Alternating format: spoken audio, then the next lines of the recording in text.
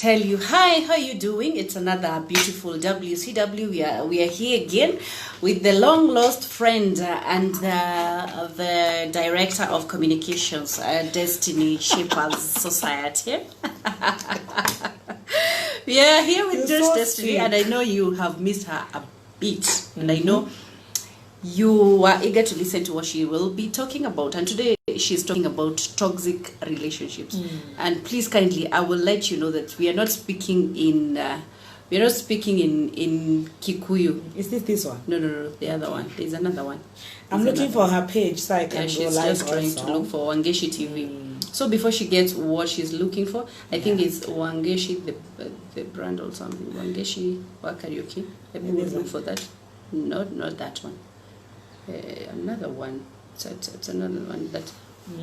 So we are here, and before she looks for the page, Kwanina days you don't follow me, but you know my page. This is my profile. The other one I'm wearing a dress, a peach dress. And then how go? But where have you been watching from? Yeah, this one. Sorry. Hi, we are here with Grace Destiny. She is here to speak about toxic relationships, and we will be letting you how you're supposed to come out of those toxic relationships, because sometimes you get so stuck, you don't know how to move out, you don't know what, you're getting demeaned, you're depressed, and people are killing themselves because of such relationships. That's why we are here with her. She will let you know what to do. I will not be in this video for long because I want to go and take some tea. I'm so hungry. And I'm going to leave her here because she is not supposed to take anything, you know. She's a director. And hi, I can see so many people are watching. Please click the share button. Click the share button so that you can be able to know how you're supposed to come out of those toxic relationships. I will let you know that we don't speak, for those who complain, we don't speak Kikuyu here because I have all sorts of people. I started this page long time ago. I have people from Lowland. I have people from Rift Valley. I have friends from everywhere who follows me. So please kindly just allow us to speak our broken English, and God is going to bless you. How are you doing, I'm sir? fine. Yes, you're the manager, my friend. Chairman. Jesus Christ. I'm a woman, kindly. The fact that I've shaved my hair doesn't make me... Better superior. So I'm well. I missed you guys. Where did you go? Where did you take me?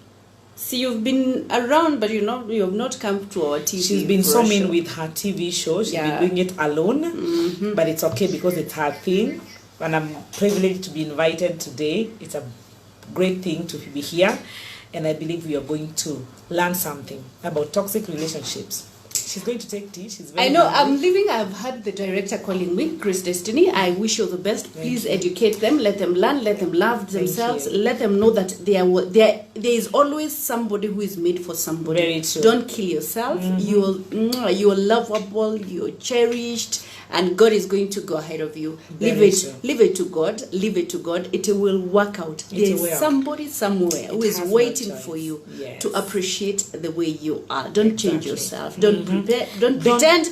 Don't fake yourself.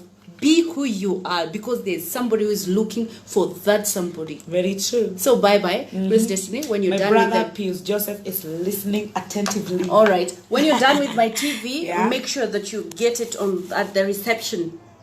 I give it at the reception. Yes, you don't give leave it here. Don't leave it here. Okay. Yeah, please. I'll leave it. Or you can charge it. Please charge it. Leave it here, charge it. Okay. Yeah. See you. Bye, girl. We'll talk. Bye-bye. See you later. Bye. So now here we are. I'm all alone. Ask the questions you have. Continue sharing and share and share and share. I can see all of you. Thank you for tuning in. I know this is going to be great, great, great. You will love it. So here we are. We are talking about toxic relationships. What is toxic relationships? Toxic relationships is any relationship that has a bad endpoint and brings about bad results. What do I mean? The way you went into that relationship was out of so many other things that were a hunger from the inside of you, trying to satisfy yourself into something that you didn't have. Most of the people who get into toxic relationships have a problem in their upbringing. Either they lacked the right love. The first love you're supposed to get is from your parents.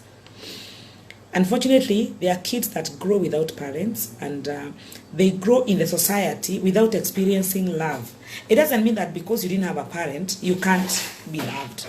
There are people who will raise you, your relatives, your teachers, and they show you love, and you grow with the kind of an environment that doesn't really hurt you so much. But on the other hand, there are even kids who have parents, but they grow in a problematic environment whereby they can't just comprehend what is right, what is left. Every time they are blamed, every time they are condemned, every time everybody just condemns them for everything, and they feel so left out.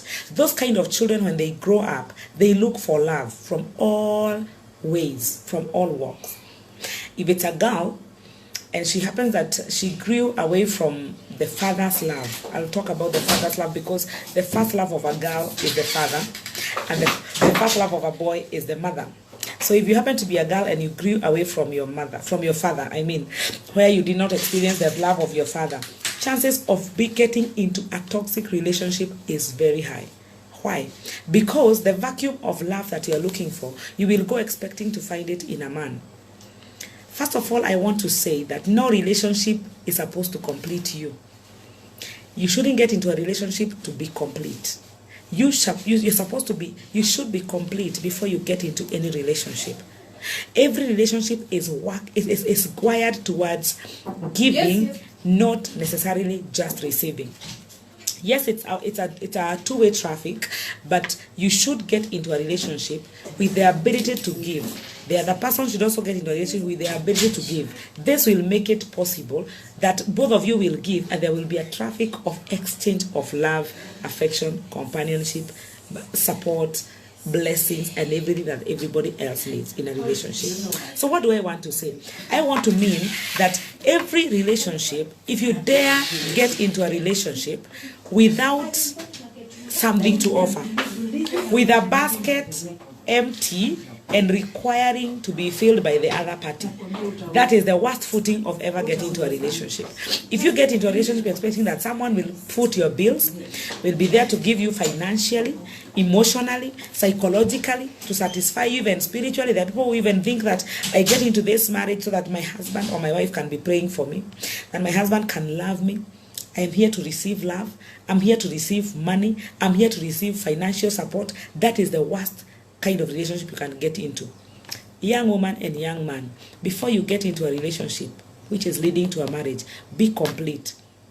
Be able to survive alone. Be able to be happy. Make sure you are happy alone first. If you cannot be happy alone, you'll not be happy even after you have connected in a relationship. Because the happiness that you carry is the one you take into a relationship or into a marriage. Then the other person comes with the happiness and the peace they have. Then you can contribute. You are supposed to have one basket where you all deposit and withdraw at will. I'll say that again. In marriage, you're supposed to have one basket where you deposit love, peace, affection, care, and you also withdraw from the same basket. Not what you put, but what the other person put. So for a relationship to be healthy and not toxic, two individuals must be complete. By the time they are coming together, they must be complete. So when you're complete in this relationship, you're able to give. Now, let's talk about these relationships that people get in, and eventually the thing is so bitter and painful. Kuja hapa tukuone kwanza. Now that you've changed. This relationship is whereby one person is in control. And I want you to get me right. It doesn't mean that you should both be the heads. We all know that a man is the head of a marriage or a home, and the woman is the support system. So what I mean is this. When you get into a relationship and you lose yourself, losing yourself means that you no longer think, you can no longer contribute, you can no longer give your ideas, you have nothing. The person that is in control, be it a man or a woman, suppresses you so much that whatever you suggest is wrong, whatever you try to give as an opinion is wrong, whatever idea you contribute is fake. That person is literally trying to kill you. Not because, actually, whatever they say, if they come up with a situation whereby hiyo unasema ni baya. Whatever you are saying is wrong. I don't think it's the right thing. I don't think we can do that. It's okay. But how is it affecting your inside? As I said, you must come into a relationship complete. When you come into a relationship as a complete person, you're able to analyze every statement that comes from your partner. You're able to analyze every action that the partner does to you. And you're able to tell whether this person despises you or really appreciates who you are in their lives. I want you to understand that you shouldn't be in a relationship where you're not giving any contribution. If your partner literally shows you that you're contributing nothing, that is a sign that they don't need you. Every person needs a person who can help them grow, who can help them develop, who can help them identify the areas that they are supposed to change. So what am I talking about? Whenever you find yourself that anything you speak, your partner shuts you down, your partner shows you that you're not thinking, start asking yourself, is it really that I don't think? Because initially I was thinking and I was making right decisions. Is it that this person doesn't need my content? Is it that this person doesn't need doesn't see any value in me? Or is it that the person is thinking himself or herself too low and they have to fight my ideas to just try and to show me that they are more important than I am? What do I want to say? Let me give an example of a man. A man who is married to a woman. And this woman is very bright. Before she got married, she was moving on well with her life. She had a career. She was making contributions to the society. She was footing her bills and making her ends meet. Then she gets into a relationship with this man or in a marriage, and the man literally can't take anything from her. Starts criticizing from the hairstyle, the dress, the way you live, everything. The person just literally criticizes who you are. What kind of a picture is that? Yeah, that's Wangeci. What kind of a relationship is that? That everything I was is wrong. The first question I usually ask this kind of people, what did the person really see in you? Because if I'm wrong, if whatever I'm doing is wrong, if my dressing is wrong, my talking is wrong, my career is wrong, my friends are wrong, my church is wrong, my everything that makes who I am is wrong, then what did you like in me? That is the first question. So what are you supposed to do as a young woman when you realize that whatever this man is, as this man starts dating you, whatever they see in you is something wrong? Ask yourself, am I going to lose the whole of me to become something different, or am I going to live and maintain the who I am? In most cases, because the psychology says that we don't attract what we want, we attract who we are. Look at the cycle of your relationships. If this is not the first relationship, ask yourself, whoever I've ever dated, wherever I was, how did it go? What are the things I had to go through that I can see as indicators that I am going to the same problem again? If you met a man the second time, the third time, and these guys don't know each other, but eventually you realize that how the first man treated you is the same way the second man is treating you, or woman, and the third the same, then probably these people are not the problem, you are the problem. Change yourself, change the inside of you, change the who you are, and you're going to attract something different. Because if these guys don't know each other, and they've never had a meeting to tell each other, this is how I treated her, go ahead and treat her the same way, that means you're the one who is attracting the wrong things. And as I said, as I was starting, the reason why you attract these things, toxicity in relationships, the reason why you attract pain is mostly determined by your background, where you were raised. Let me give you another example. If you were raised in a violent family, a place where physical violence was the order of the day, emotional violence, like it was a Kosovo kind of a marriage. Your parents were fighting left, right, and center, or your parents were not, your mother was not married. Maybe she was a single mom who used to have multiple men who would come and beat her up, or chase her out, throw her out of the house in the night, and you experienced and you watched those things. Two things happen. Your wiring is made. You get a wiring of a kind that attracts that kind of environment because it is what you're used to. Your mind, because you know that is wrong, your mind will hate it, but the condition of your heart will attract it, because it is what is in your subconscious. You will attract that kind of a people. If you are a woman and you are raised by parents where your father used to beat your mother, and you watched it, you saw it, it was all over as you were growing up, chances of getting married to a man who will beat you up are very high. You attract what you know. And you know fights, you know violence. You'll attract a man who will be exactly like your father, who will beat you up, because you, the subconscious you knows that a woman is supposed to be beaten up. Unless you are unconditioned, unless you are detoxified from the toxic things that you have corrected, you will end up in a toxic relationship. So this is why I usually say, before people get into relationships, when the girl and the boy gets to the age of dating and you realize that now my child or we are ready to get into relationships and to get married, we need a lot of coaching. Premarital counseling is very important, even the self-awareness classes before you get into dating, where you are able to find yourself. And how do you find yourself? You visit your past to create your future. You visit your past to create your future. And how do you visit your past? Look at where you're coming from. Were you a child who was born out of wedlock? And what kind of a situation was there when your mother was bearing you? Were you rejected by the whole family? Were you a child who was rejected from the womb? This child that was rejected from the womb means that when your mother got pregnant, she was like, oops. Then she told your father that she's pregnant, and he was like, I don't want to see you again. Then the parents of this woman, who is your mother, were so mad that she was pregnant at the age of 14, 13, 16, 19. And the father, who is your grandfather, said, I don't want ever to see you in this house. And your mother tried several times to abort you. And it was not possible. That's why you were born. Then all of a sudden, everything went well. Your father thought twice and married your mother.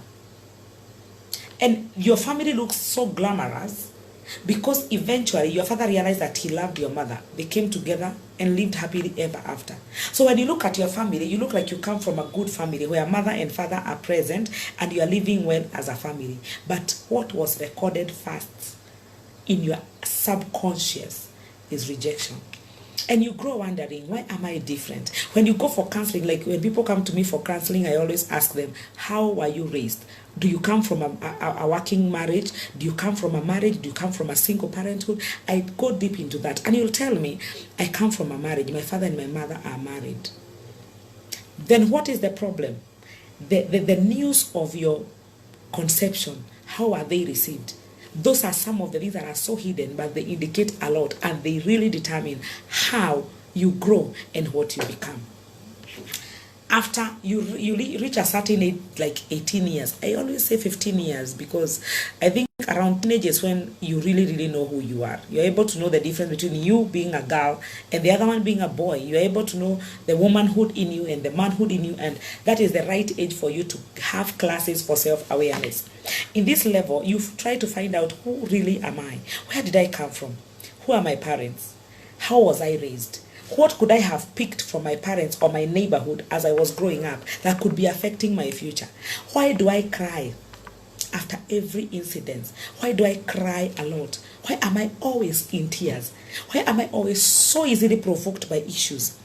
Why am I triggered so easily to get angry by small things? Why does it matter so much to me how people look at me?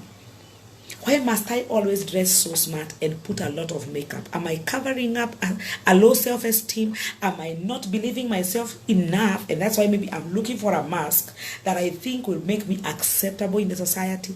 These questions must happen before you connect with a human being for marriage or for relationship. How much you know yourself will determine how much you'll be able to understand the other person. When we come to marriage and relationships, love brings us together, but understanding keeps us together. Understanding keeps us together, but love brings us together. So you can fall in love with a person, and that is why we have toxic relationships. You fall in love with a person. The person is in your life. But what you are looking for in that person is mistakes. How do I mean? You're in a relationship to satisfy your own self. Like, you always feel so bad about yourself. You always feel so miserable. You always feel so terrible. You always feel so less. You always feel so nothing. So when you marry a person, you want to make them feel nobody, so that you can satisfy. You feel like, after all, this is worse than I am. You know the person is better than you 100 times. Instead of appreciating the good in the person, you suppress the good so that you can feel better than them. Most of toxic relationships are like that. The person who is, we were talking about, in this relationship, there are two people, of course. The one is in the mud, the other one is in the water. What do I mean? One is in the mud, like your feet are stuck in the mud, and the other person is in the water. The water is in the same dam. Yes, the same water, whatever. But one person is in the water, they are able to move. The other one is stuck in the mud, but in the water. So this person that is stuck in the mud is the one who receives a lot of pain from the other person. When you're in a toxic relationship, you receive a lot of pain from the other person, as the person tries to suppress you, to make you feel less and worse so that they can feel better. Fact remains, it is not necessary that they are better than you are. No, they want you to feel worse so that they can satisfy their own ego. And that they can feel important more than you are. That they can feel better because they have always felt bad about themselves. What do I want to say? When you find yourself in a relationship where every time you do something is so, like make a mistake, is so magnified, it is made to look so big, you are made to look so worse, you must always ask yourself, exactly what is this person trying to say? Is it that I'm that bad? Or is it that they feel bad and they want to feel better? That is a question you must always ask yourself. Before you judge yourself so harshly that it is true, the way I dress is not good, the way I talk is not good, I don't have good ideas, I don't have good argument, my arguments are not right, I am not good, I am not important. Before you judge yourself, ask yourself, is it this person or is it me? You never ask yourself that question if the person in question is too important to you. Sometimes you feel so privileged to be in a relationship with a person, and you feel like these people are doing you a great favor. If you get to a point where you feel like someone is doing you a favor by being in a relationship with you, you are on your way downwards. You will drain. Why? Because you will always feel obliged to sacrifice yourself for them. You will never think about yourself because, after all, you don't exist. The person is doing you a favor. So the person is more important than you are. So what will happen? You will feel you have to give a lot to keep this person, be it a man or a woman. You will feel this person is so important and I can't lose the person. Whenever you feel like the person is too important to be lost, you have already lost yourself. And this is what we call toxicity. Rise up and find yourself. When you realize that you can't breathe, you can't become, you can't grow, you're not moving anywhere, rise up and breathe. Rise up and remind yourself, before he was, I was. Rise up and remind yourself, before she was, I was. Be it a man or a woman. Don't ever allow anybody to bypass, to come beyond the boundaries of a relationship. A relationship is not meant to kill you for the other person to live. It is meant to make you live together with the other person. It is meant to make you coexist with the other person. It is not meant to exclude you. It is meant to mix the two of you for completeness, not for complete, for complementing one another. Two complete human beings come together to complement one another. Therefore, in this juncture, if you're in such a relationship, you're not yet married, but you already feel overwhelmed, you already feel like you're not breathing, you already feel like you're losing the bigger part of you to satisfy the other person, chances are you're dating the wrong person. Chances are that is not the person meant for you. Chances are you are in a wrong relationship. And I can assure you, after you get married, it can only get worse. What about those people who really know how to hide and they take a lot of time before they reflect and bring out the nature that they are made of? How do you know about toxicity if the person hides before you get married? Indicators are there. I usually say, even when a cheetah is among the sheep, at some point it will remove some nails. The nails will show up and then it hides. God is always very faithful. At some point, even those people who are dying in relationships, they will say, at some point I saw an indicator but I ignored. One thing I would like to counsel and to help people who are in the relationships, they are not yet there, they've not yet decided to get married, but you are already in a relationship and you feel like you're draining, you are hurting, it is heavy on you. If you feel so, I would advise you to step back, one step back. Take one step back, because if you dare get into it, it will only get worse. The first thing that you need in a relationship is soberness. You know, to be very sober when you are dating. Open your eyes wide, because you're going to make a decision that is a lifetime decision. Yes, people divorce and separate later, even in marriages, but the repercussions, the consequences are unbearable. There are children to be involved, maybe, and they'll always bear the marks of a broken marriage. You'd rather not get into a marriage when you feel doubtful about that relationship. Take time, and with time, if you wait a little while, everything will come clear. Everything will get clear as you continue. But if you rush into it, chances are everything will be so covered up by the time you are realizing you have 1 or 2 children. And you're trying to get out of that marriage, and it's not as easy as breaking a relationship. You'd rather break an engagement. You'd rather break an engagement than a marriage. So what are you doing? Are you in a relationship? Are you blindly enjoying every kiss, every flower? Like last week was Valentine. You were given flowers, cards, and everything. Are they used to cover up for the real person that is behind the veil? Are you looking inside every detail about that relationship? Are you looking at how this person treats you when you have done something wrong? Are you looking at how much you have to sacrifice to make this person smile, because the much you give is too little for him to appreciate or for her to appreciate? Are you looking at what exactly this person is also contributing into your life? Or you're busy giving because you think you must buy love? Do you normally feel like this relationship is about you and you're the only person who is supposed to give into it without receiving anything? How much do you really get? What are you benefiting? What are you gaining from this relationship?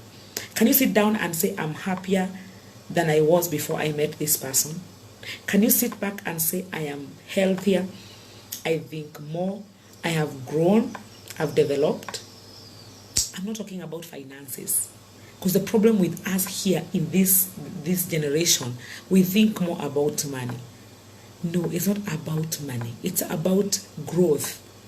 Growth is so wide. We have so many aspects of growth. You can grow spiritually. Working with a person who helps you pray, who helps you read the word of God, who helps you go to church, who helps you understand God more, makes you grow spiritually. Your faith in God can grow depending on who you are dating, or it can go down depending on who you are dating. Emotional health. You can get into a relationship.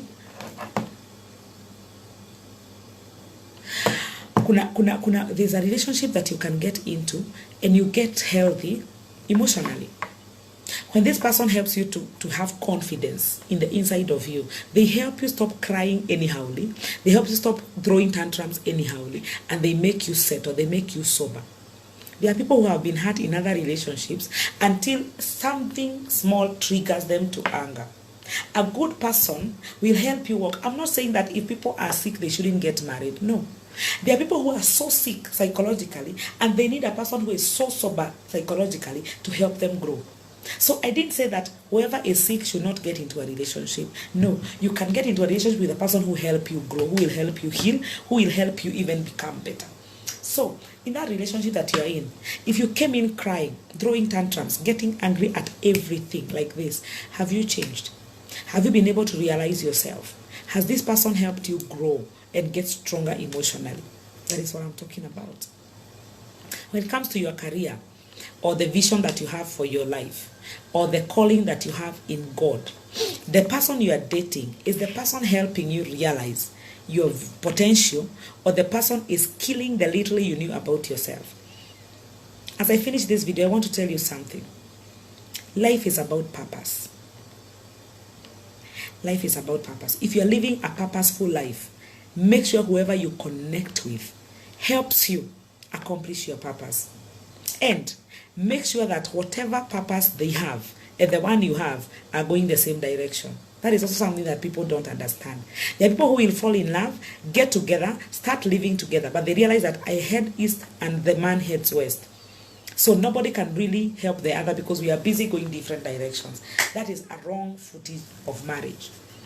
When you get married to a person, when two people get together for marriage, they must have a similar connection. There has to be a common factor. There has to be a common ground that really guides them on where they are going. So you can't just wake up in the morning and decide, I'm getting married to this person. How much do you know them? Do you understand their calling? Do you understand their vision? Do you understand their purpose? You also have to ask yourself, am I ready to bear? Like, for example, I want to use the best example of a pastor. Let me use a pastor as an example. When you're a pastor and you want to get married, you must, or you are a woman. Let me use the example of a woman who is getting married to a pastor's wife. Before you get excited about the suits, the anointing on the man of God, and the way this guy is preaching so good, and the following that he has, ask yourself, do you have the capacity to hold that ministry that he carries? Can you really be able to stand seeing your husband having counseling with women, talking to women left, right, and center? Do you have the capacity to hold into that and to know that you're the woman in the house and you're the woman in his life, and that it's okay to serve other women and for you not to be insecure? Or you're going to be that woman who will always fight every other woman who gets close to your husband? Do you have the capacity? So before you get to say yes to a person, ask yourself, do you really understand the mandate over that person's life? Do you understand that person? If it's a lady and you are a gentleman, and this woman happens to be a woman of the public, let me call her woman of the public, like the politicians, preachers, speakers like us, counselors, people who must always rub shoulders to all people of the walks of life. Are you going to kill every man? Are you going to fight every man because they got close to your wife? Are you going to fight every man because they hugged your wife, because they exchanged contacts, because they called your wife? Are you going to fight your wife every day because a man was seated next to him and he was looking very excited? You got to be a man of a very strong emotionally. You got to be very strong emotionally and psychologically, and you got to be sober. You got to have confidence that actually this woman chose you among many, and you are fine as she talks to other people, because you are confident at the end of the day this is your woman. So you must also, before you look at what the other person is offering, ask yourself, who am I? What kind of a capacity do I hold? Am I able to walk the walk with this person? Am I able to bring out the best out of this person? Or am I here to kill the little that this person has? Every relationship must end in getting the other person to become better than they were. If you're getting married to a person and this person looks like a very outgoing, a person of the world, of the community, you have to develop a capacity of knowing this woman or this man belongs to the society, and that is it. And the kind of work they do is, because there are many people that come to my office and they tell me, I used to do this when I got married, my husband stopped me. I want to tell you something. When you stop a person from what they love doing, you kill that person. You are your purpose. Actually, your purpose defines who you are. So if a person takes away your purpose and crashes it and destroys it, they are literally destroying you. They are literally killing you. You can only dance to their tune for some time. Then you'll get tired because you don't have the energy to do it. You don't have the engine. The engine to do it is not there. You are getting fuel from the outside, external fuel. So you will be able to do it for some time as you please them, but eventually you get weary and tired. Then the person will be frustrated, wondering, why can't you continue doing what you are doing? Why have you stopped doing what you are doing? Because it was not from you. The best thing you can do as a man or a woman, get to understand your person. Get to understand, this is how my man operates. This is how my woman operates. Don't try to change them. Try to help them grow. Try to understand them and to fit in. If you realize that in a relationship, this person is too far in the east as I am too far in the west, I look forward to that time when men and women will sit and agree to stop a relationship without fighting. Where they can sit and tell each other, when I look here, when I look at where we are going, I don't think you have anything in common. I feel like you are going east and I'm going west, and the best thing we can do to each other, the best gift you can give each other out of love is to separate.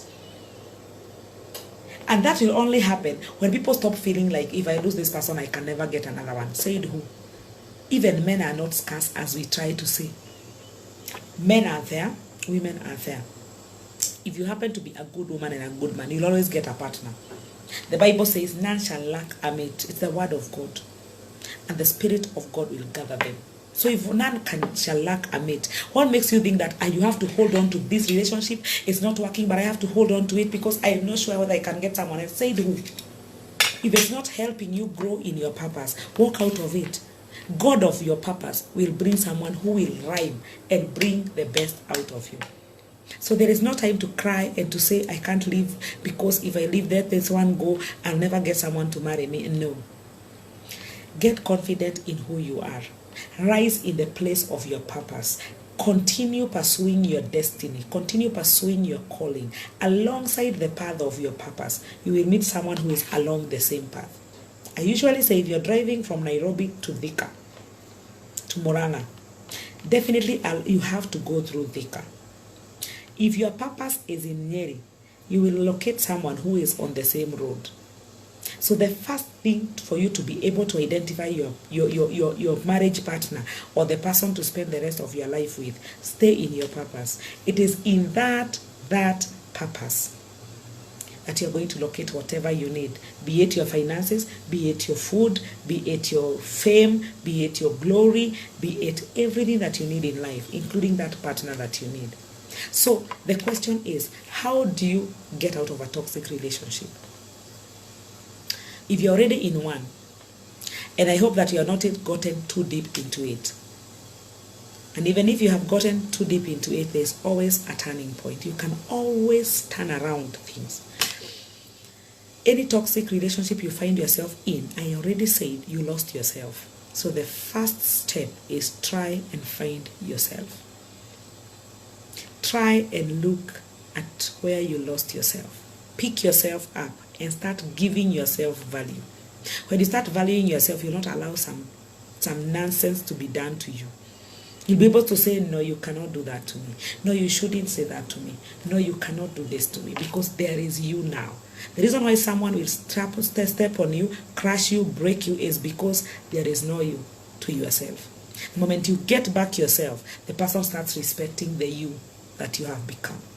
So get back yourself, start knowing your value, put some price tag on yourself, and make sure whoever comes for it bargains well to get it. Don't give yourself too cheap. You deserve the best. And your life is a gift from God. You're special. You're blessed. You're great. And you're of value. Put that down. You're special, you're great, you're of value, and you are a gift. Just take time to analyze yourself. As I finish, the easiest way to know who you are and to give yourself value is to list down some of your achievements and some of the things that you know they are of value that I knew. Like, if you know you're beautiful, don't hear it from other people. Tell yourself. If you know you're intelligent, tell yourself. Look at your strengths. List them down. List your weaknesses down and suppress them. List your strengths down and upgrade them. Remind yourself of your achievements. Remind yourself of your strength. then eventually you start getting value in your eyes, in your own eyes. You start getting value in your own eyes. When you get value in your own eyes, 100% chances the other person will give you some value. If they cannot give you some value, they will quit because they can't stand the confidence that you're going to have after you have given yourself some value. So will you rise up from that toxic relationship? Will you be able to get out? Can you be able to say enough is enough and I'm not going to take it in again because I know me and I value me? It is time to shake that dust off. Because in a toxic relationship, you'll never realize your potential, you'll never amount to anything, and you'll never impact anyone. So if you want to live and live right, if you want to leave an impact, if you want to be a person of greatness and impact, you've got to shake everything that brings you down and embrace everything that lifts you up. Till next time, this is Wangeci TV. She's gone for a show, and I'm very grateful that you have watched. Please share, and let everybody get it. I just love your message. Thank you so much. There's so many people who have commented. I am grateful. I'm grateful even all from my watch party. Several people have really I would like to thank you so much. Wow, this is great. Someone is speaking on my behalf. This is sweet.